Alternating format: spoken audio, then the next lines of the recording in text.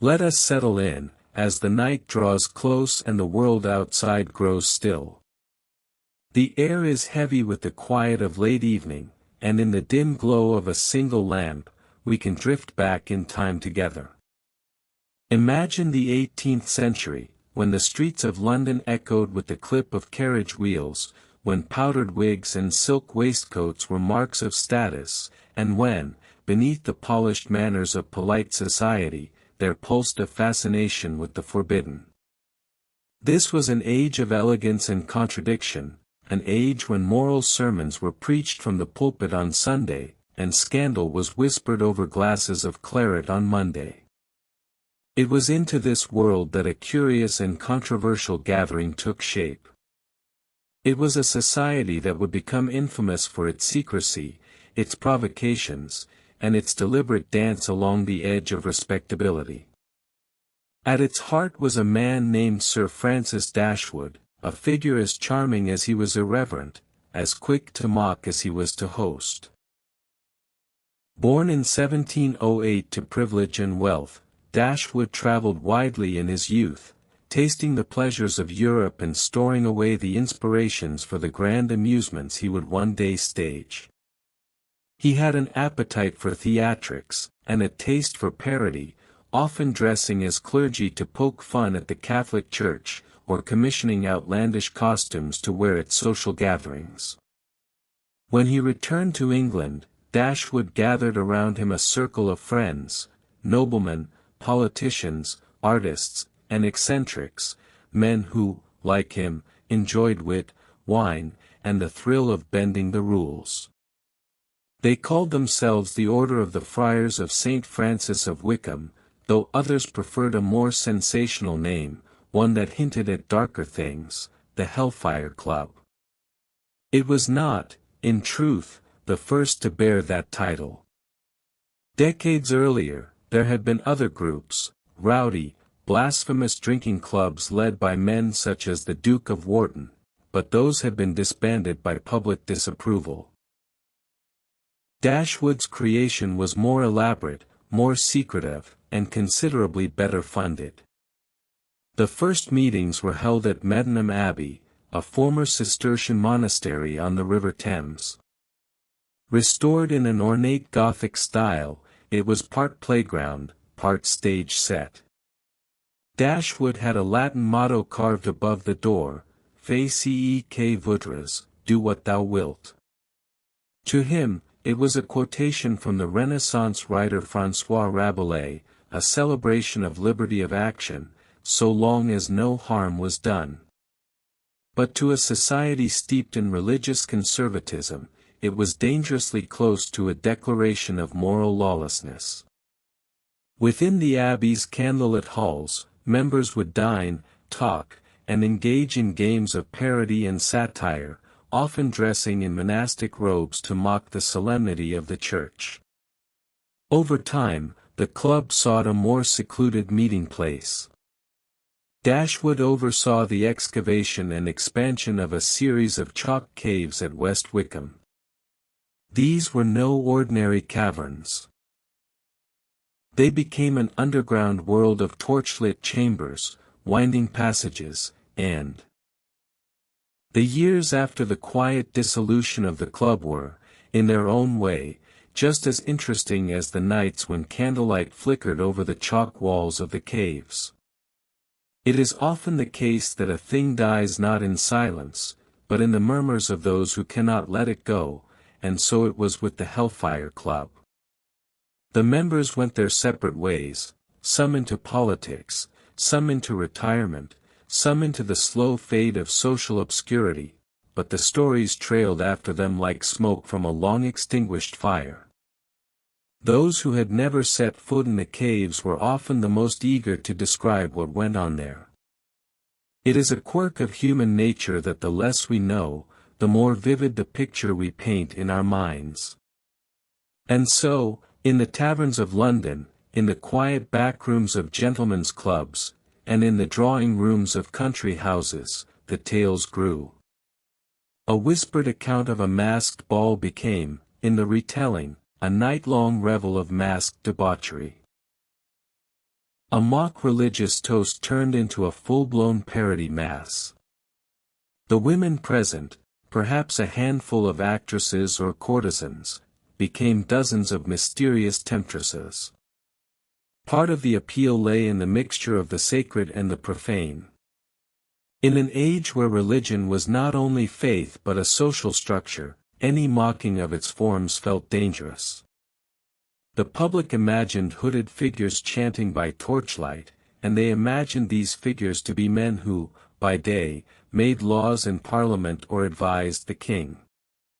The thought that such pillars of society might stoop to blasphemous games gave the gossip a delicious edge. And yet, the truth was perhaps more curious than the fiction. Those who had attended in the club's final years spoke, when pressed in later life, of long evenings that were more like private plays than true rites. They described Sir Francis Dashwood as a man who loved a stage, and the caves as his theatre. He would arrange the lighting, choose the music, and prepare a sequence of entertainments, poetry readings, satirical sermons, humorous debates, each meant to amuse and unsettle in equal measure. In this way, the club was less a coven of sinners than an elaborate joke told in candlelight. Still, the damage to reputations was real. The most famous example was John Wilkes, whose quarrel with Dashwood had helped expose the club to public outrage. Wilkes had always been a polarizing figure, loved by those who valued liberty of speech, hated by those who valued order and decorum. After the scandal, he found himself hunted by his enemies, forced to flee to France, and condemned in absentia for obscene libel. For years, he lived in exile, while pamphleteers on both sides kept his name alive in print. Meanwhile, Sir Francis himself withdrew from the limelight. He busied himself with his estate at West Wickham, where the caves remained, their entrances sealed for a time against intruders. Visitors who came to see the gardens would sometimes hear vague references to the old days from servants who It is a curious thing, how a place can become a character in its own story. For the Hellfire Club, that place was not only Medmenham Abbey, with its Gothic facade and sly motto carved in stone, but also the caves at West Wickham. They were, perhaps, the most enduring relic of the club's existence, and perhaps the most misunderstood. The caves, in their origins, were not the product of scandal at all, but of industry. Chalk had been quarried from the hillside for centuries, used in building and for spreading on farmland to sweeten the soil. Yet under the direction of Sir Francis Dashwood, the natural tunnels were extended, shaped, and ornamented until they became something altogether different. Some believed this was a deliberate act of theatricality, an underground stage for a man who loved performance, and some whispered that it was to keep certain gatherings well away from prying eyes. The entrance was unassuming, little more than a dark mouth in the hillside, but beyond it, the earth opened into chambers. A long, straight passage led down into the first hall, where niches in the chalk held statues of classical gods and heroes. The light of a torch or lantern would catch on these pale figures, throwing them into sudden life before they melted back into shadow. From there, the tunnels twisted and branched. One narrow corridor led to a domed chamber known, in later years, as the banqueting hall. Here, it was said, long tables were set out and piled with delicacies, roasted pheasants, spiced pies, bowls of fruit, flagons of wine and punch. The air would have been thick with candle smoke and the scent of food, the chalk walls echoing with conversation and laughter. Beyond the banqueting hall lay a series of smaller chambers. Some bore names given to them long after the club had faded: the Inner Temple, the White Lion, the River Styx. That last was not a river at all, but a narrow trench of water running through the chalk, which visitors crossed by a small wooden bridge. In the age of the Hellfire Club, the flickering of torchlight on that black surface might have seemed like something out of a dream, or a nightmare, depending on one's state of mind. It is easy to imagine the effect this subterranean world would have had on those who entered it. The descent into the earth, the winding of the tunnels, the sudden opening into a grand hall, all of it must have felt like a passage into another realm. It was, in every sense, a retreat from the polite, ordered, and restrained world above. By the time the club had ceased to meet, the caves were already acquiring a second life in the public imagination. Locals told stories of strange sounds carried on the wind from the hillside, the echo of laughter, the clinking of glass, the faint strains of music. Shepherds claimed to have seen figures in hooded robes slip into the entrance at dusk. And when the scandal of 1763 broke, the caves became the perfect setting for every whispered tale of vice and. By the time the 19th century opened its eyes to a new dawn, the Hellfire Club had long since ceased to exist in any organized form. Its founder, Sir Francis Dashwood, had passed into the quiet of the grave decades earlier, leaving behind the stone walls of West Wickham and the silent depths of the chalk caves beneath it. The laughter, the clinking of wine glasses, the whispered toasts and scandalous jokes had faded into memory, or perhaps into the imagination of those who wished they had been there. Yet the Hellfire Club refused to die entirely. It lived on in rumor, in gossip, and in the hushed conversations of those who found their evenings a little dull without a touch of scandal to discuss. The Georgian age, with its powdered wigs and polished manners, gave way to the stricter and more self-conscious Victorian period.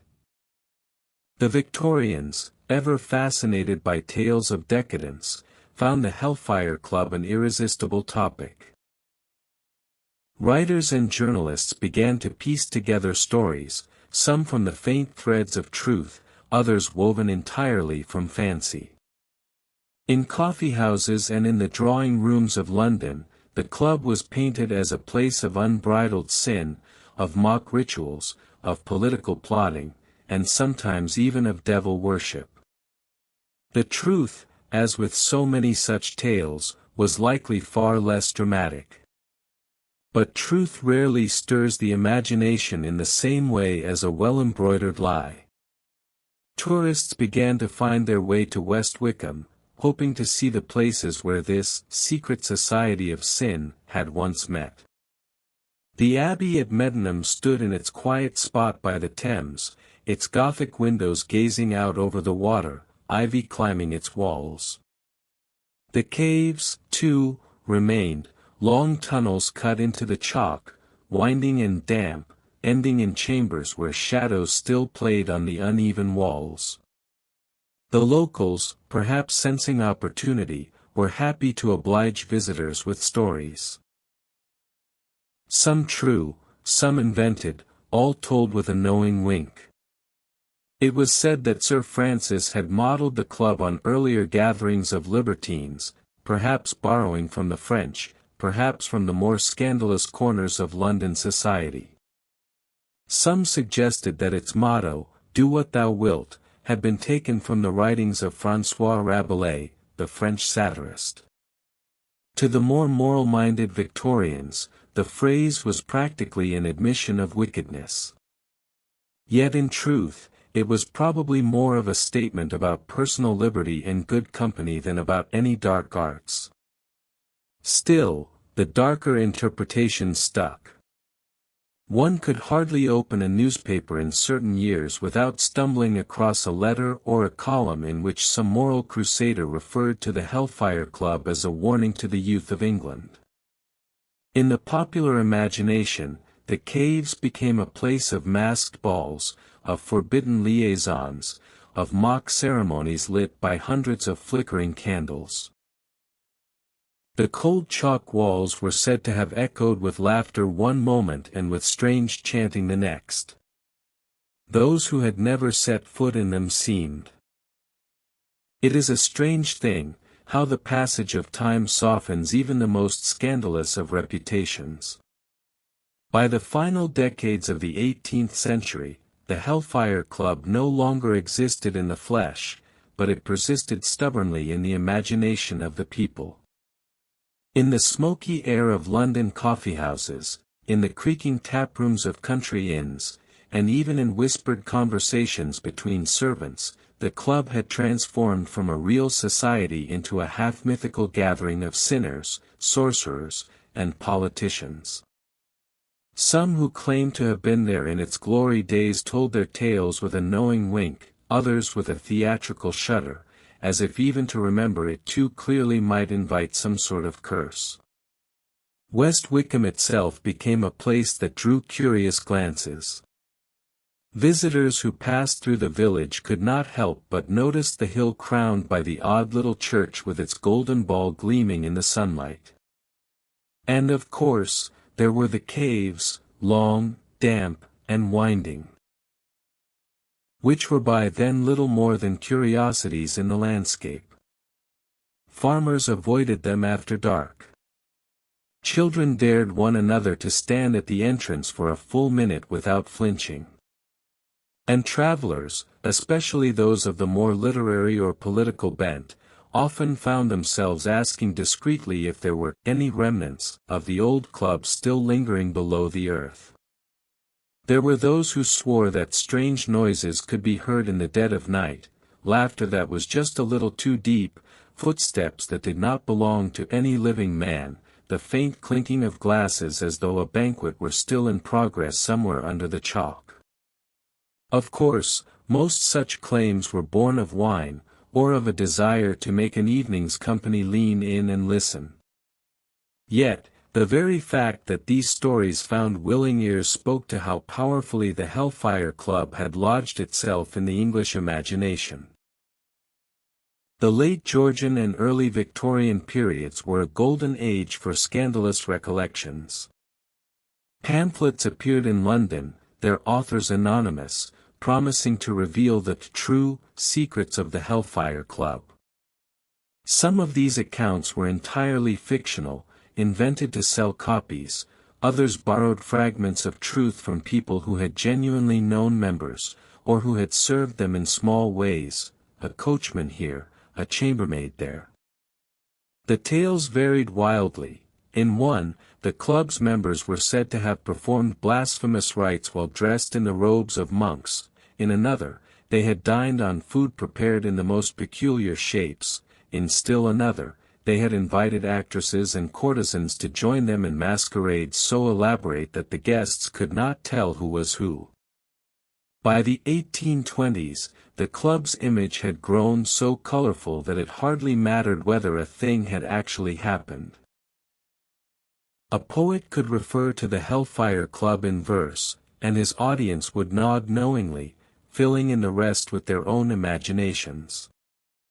Painters and illustrators began to depict scenes of.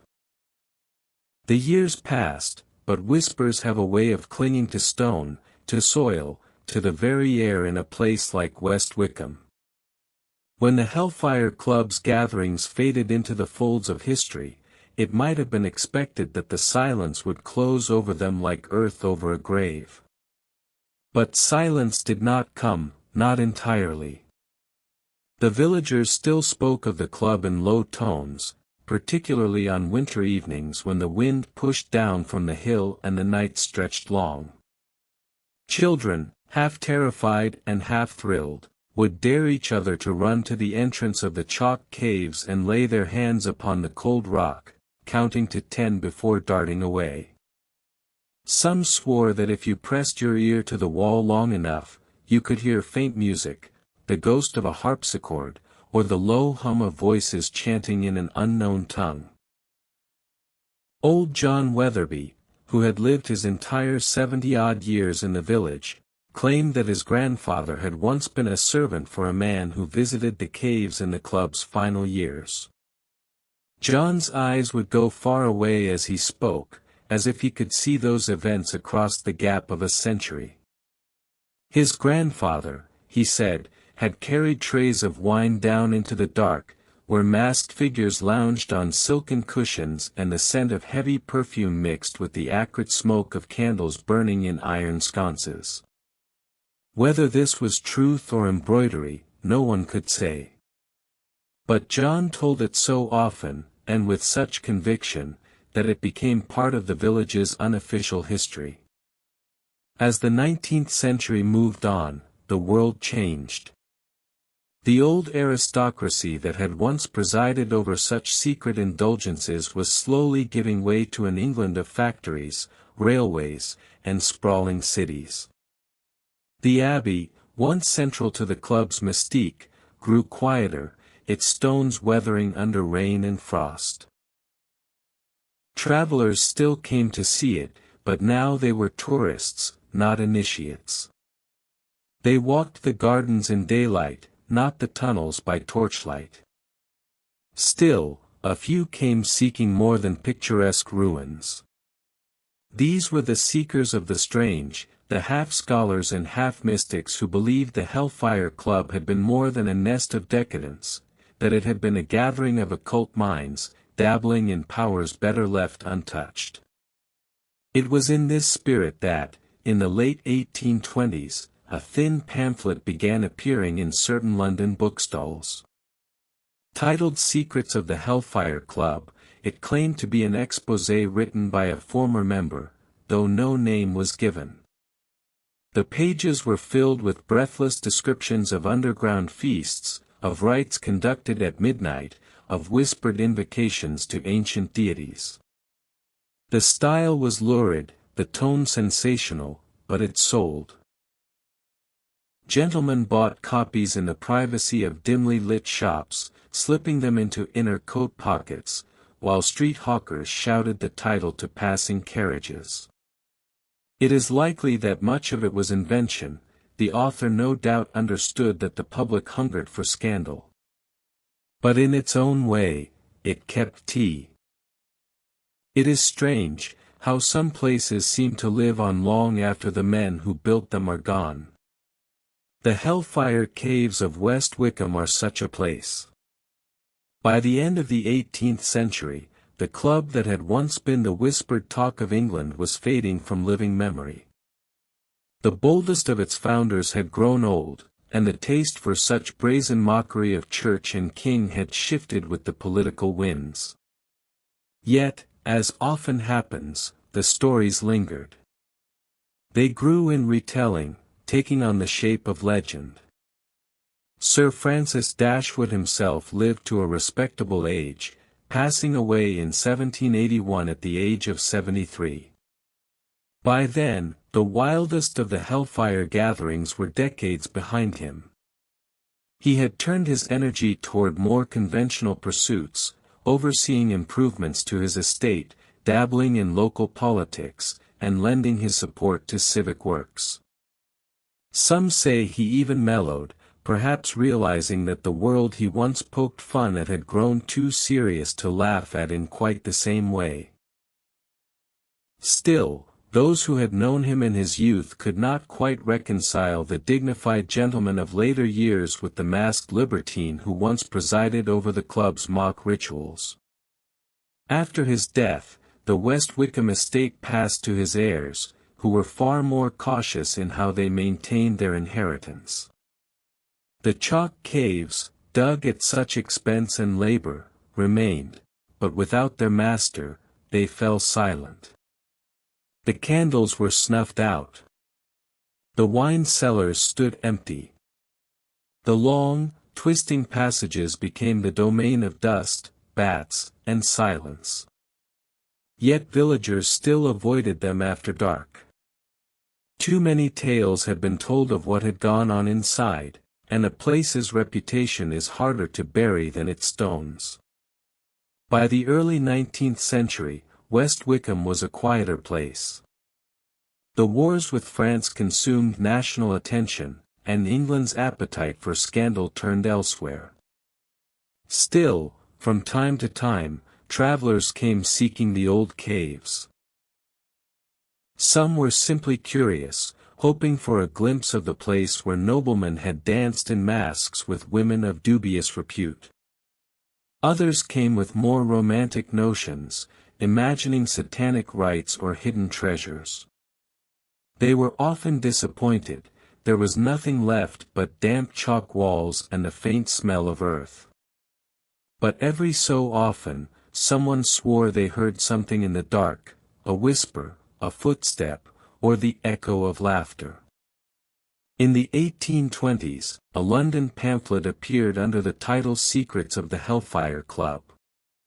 Its anonymous author claimed to be a surviving servant of Dashwood, spilling the details of feasts and debauchery, of mock sermons and strange toasts. Most of it was almost certainly invention, written to thrill readers rather than inform, but it rekindled interest. The caves were suddenly dangerous again in the public mind, a place where sin itself had been bottled and left to ferment underground. That same decade, a young antiquarian named Henry Seymour made his way to West Wickham. He had read the pamphlet and, being a man of his Torai, the air in the chalk tunnels had a way of holding on to time. Even now, when I step into the mouth of the West Wickham Caves, it feels as if the centuries fold in on themselves, the damp stone, the stillness, the slow drip of unseen water somewhere far down the passage. In the 18th century, this darkness would have been pierced by candlelight, laughter, and the clinking of glass. But those days, and those who lived them, had long faded into the dust of history by the time the 19th century began. Sir Francis Dashwood's final years were quieter than most would expect for a man who had once gathered some of England's most infamous minds in these tunnels. By the 1770s, the club had already begun to drift apart, its heyday passing as members aged, died, or found their political ambitions ill-suited to scandal. Dashwood himself retreated into his role as a country gentleman. He still entertained friends at West Wickham House, but the wilder evenings were behind him. He had grown fond of his gardens, of hosting polite dinners, and of speaking on antiquarian subjects to those who visited. When he died in 1781, he was laid to rest on the hill above, near the church whose spire could be seen for miles. After his death, the caves fell into disuse. The candles burned out, the furniture was removed, and the chalk corridors returned to silence. In the stillness, the first of the legends began to form. People whispered of noises at night, the sound of footsteps deep underground, or faint strains of music drifting up through the earth. Some villagers swore they saw pale lights flickering on the hillside, and children were warned not to stray too close to the cave entrance after dark. By the early 19th century, the caves had become an odd curiosity. Travelers who had heard rumors of the infamous Hellfire Club would make the trip to West Wickham to peer into the darkness. Some carried lanterns, stepping cautiously into the upper passages, only to retreat when the air grew too still or the tunnel too narrow. These visitors often left disappointed. They wanted decadence, and all they found was chalk and shadows. But not everyone left empty-handed. Henry Seymour, a young antiquarian, visited the site in the 1820s and wrote about strange markings on the walls. He claimed some of the carvings matched classical symbols used in secret societies, though others insisted they were simply the idle scratches of miners or drunken youths. Seymour, however, was convinced the caves still held secrets, perhaps physical relics of the club, hidden in the deepest chambers. He explored far beyond where most dared to go, lantern in hand, making careful sketches of every corner. When he emerged, pale and covered in chalk dust, he told the locals he had felt a sudden rush of cold air in one chamber, as if something unseen had passed by. He never explained more than that. The Victorian era brought a new kind of fascination, a blend of moral outrage and prudery. It is a strange thing, how shadows outlast the people who cast them. The Hellfire Club, once a gathering of flesh-and-blood aristocrats, merchants, and curious outsiders, had by the dawn of the 19th century become little more than a story whispered in certain corners of England. The surviving members, those who had outlived their wild youth, had scattered into the quiet dignity of old age.